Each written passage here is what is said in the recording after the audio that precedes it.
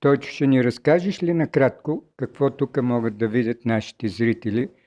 С най-голямо удоволствие, като представител на Исторически музей Велинград, музей с повече от 115 години традиция, ние имаме доказателства за съществуването на живот през всичките исторически периоди, като започнем от праисторията и продължаваме до днешни дни.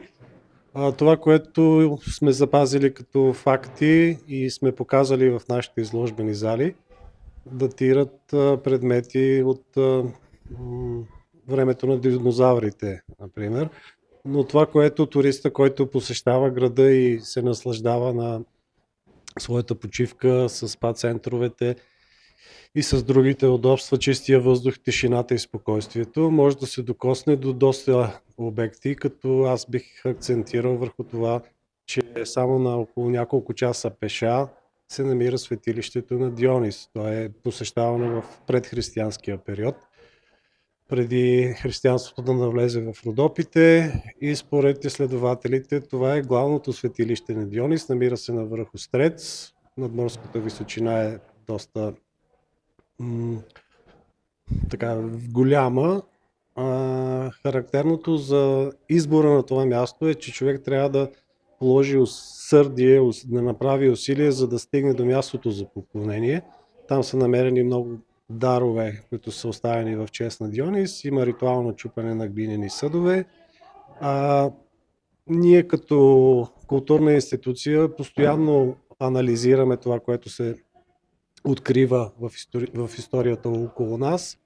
Последното ни предположение, че периода 13-14 век е бил особено важен за местния район, когато управител на крепостта Цепина, която е вратата към Родопите от към Тракия, е Алексис Слав. Той взима за своя жена дъщерята на император Анри Фландърски. След сватбата в Константинопол те заживяват тук, но това, което искам да споделя като продължение на тези факти, е, че най-вероятно тази малолетна девойка, защото според фактите тя е около 13-14 годишна, е умряла от естествена смърт и е погребана в района на днешен Велинград. Това, което имаме като предположение, е, че мястото се намира на местността Гергевана, където е имало манастир, и при археологически проучвания са намерени изключително ценни дарове, характерни само за българската аристокрация през този период. И на базата на тези накити можем да предположим, че става въпрос за съпругата на Алексис Слав и дъщеря на императора Анри Фландърски.